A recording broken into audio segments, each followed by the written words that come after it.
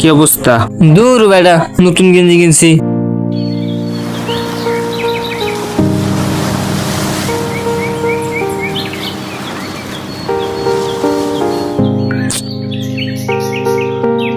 বন্ধু, একটা কথা জিজ্ঞেস করবো? কি বল? তোর ফোনটার দাম কত? আমার ফোনের দাম শুনে তুই কি করবি? না মানে তোর মতো একটা ফোন কেনার ইচ্ছে ছিল। বামন হয়ে চাঁদে হাত দিতে চায়। এইসব স্বপ্ন দেখা বাদ দিয়ে দে, ঠিক মতো খেতে পাস না, আবার ফোন কেনার কথা বলছিস। এমন কথা বলতে পারলি তুই আমাকে? এই তোর সাথে কিরকম কথা বলে? যা ছাড়। দেখ আজকের ওয়েদারটা না অনেক সুন্দর। ওই দেখ সজল আসতেছে। কি অবস্থা, যাচ্ছিস কই? তোর কি মন খারাপ? রাতুল আমার সাথে খারাপ ব্যবহার করছে।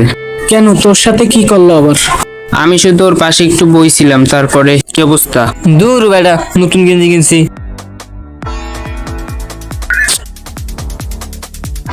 বন্ধু, একটা কথা জিজ্ঞেস করবো?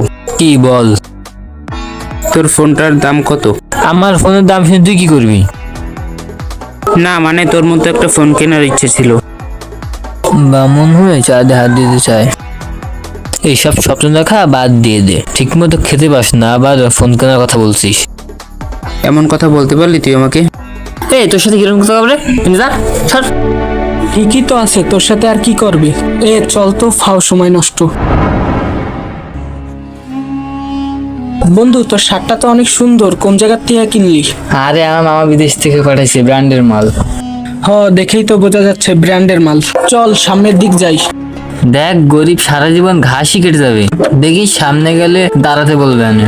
আরে বন্ধু, যাচ্ছিস কোথায়? তোর শার্টটা তো অনেক সুন্দর। সুন্দরই তো, ব্র্যান্ডের মাল। আরে এত কথা তোকে কেন বলছি? তুই এসব কি বুঝবি? তুই নিজে তো গাড়ি ছেড়ে পাঠা জামা, জানি যা গরিব। আসলে কেউ আমাকে ভালোবাসে না, এই দুনিয়ায় টাকাই কি সব?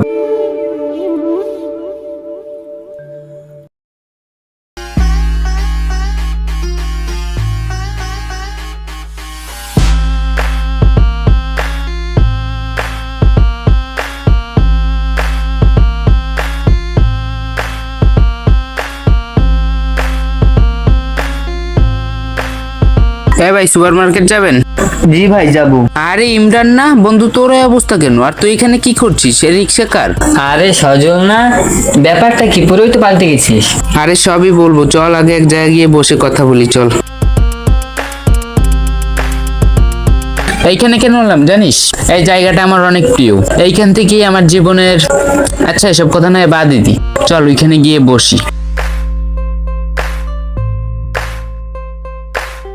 আচ্ছা সজল, তোর পাল্টে যাওয়ার পেছনে ঘটনাটা কি বল তাহলে। শোন তাহলে। তুই ওই কথা বলার পর আমি এই শহরে চলে আসি। কি করব, কোথায় যাব, কিছুই বুঝতেছিলাম না।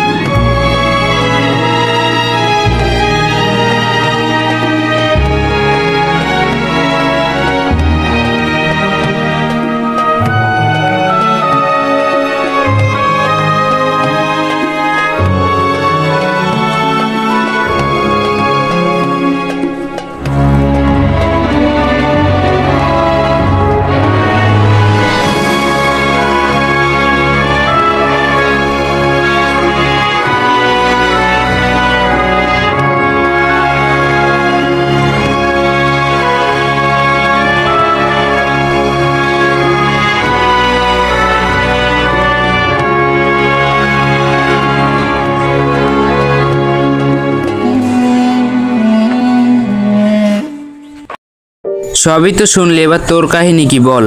তুই নিখোঁজ হওয়ার পর আমি আর নয়ন ভাবছিলাম যে দেশে থেকে আর কি করব, তাই আমরা এক জায়গা থেকে অনেক টাকা লোন নিই। বন্ধু, অনেক দিনই তো হয়েছে টাকাগুলো আমাদের কাছে রাখছি। তা আমার কাছে একটা চেনা লোক আছে, টাকাগুলো তার কাছে দিয়ে দেই বিদেশে যাওয়া যায় নাকি। চল তাহলে। এই তো ভাই, আপনার সাথেই দেখা করতে যাচ্ছিলাম। কেন, কি হয়েছে? ভাই, আমরা তো শুনছি আপনি অনেক লোকদের বিদেশে পাঠান, যদি আমাদের দুইজনের বিষয়টা একটু দেখতেন। বিষয়টা তো দেখা যায়, কিন্তু অনেক খরচ পড়বে। আচ্ছা, কত টাকা লাগতে পারে? দুইজনের মোট 22 লক্ষ টাকা লাগতে পারে। ঠিক আছে, সমস্যা নাই। এখন 12 লক্ষ টাকা রাখেন, 3 মাস পর বাকি 10 লক্ষ টাকা আবার দিয়ে দিব। টাকাটা দে।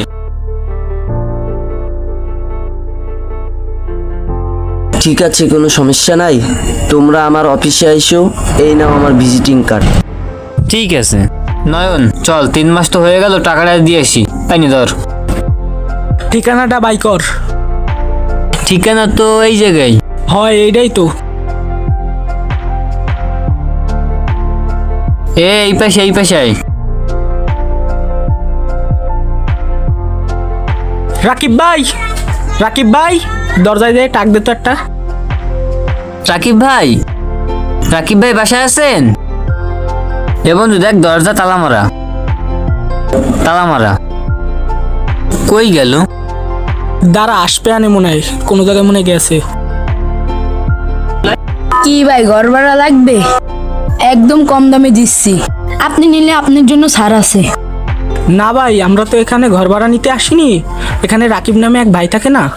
আরে ভাই, 3-4 বছর ধরে তো ঘরই বেরো হচ্ছে না, আমি আরো ডিসকাউন্ট দিয়ে ঘর ভাড়া দেওয়ার চেষ্টা করতেছি, তাও ঘর ভাড়া হচ্ছে না। সবই তো শুনলাম, তা নয়নের কি অবস্থা? ওইখান থেকে আসার পর পাওনাদার আমাদের টাকার জন্য অনেক চাপ দিচ্ছিল। ও আর আমি একদিন রাতের আড়ালে শহরে পালিয়ে আসি, তারপর ওর সাথে আর কোনোদিন দেখা হয়নি। তোদের সাথে অনেক খারাপ হলো। তোর সাথে অনেক খারাপ ব্যবহার করছে, মাফ করে দিস। আরে এতে আমি কিছু মনে করিনি। আচ্ছা চল, সন্ধ্যা হয়ে যাচ্ছে, এখন উঠি। এই 2 দিনের দুনিয়ায় কিসের এত অহংকার? আজ আছি কাল নেই। এই যে এত অর্থ সম্পদ, ক্ষমতার বড়াই, কিছুই কি কাজে আসবে? আমাদের সমাজে এমন কিছু মানুষ আছে, তারা গরিবদের সাথে খারাপ ব্যবহার করে, অপমান করে, টাকার খোঁটা দেয়। ওই ব্যক্তি যখন সবকিছু হারিয়ে নিঃস্ব হয়ে যায়, তখন সে বুঝতে পারে গরিবের কষ্ট।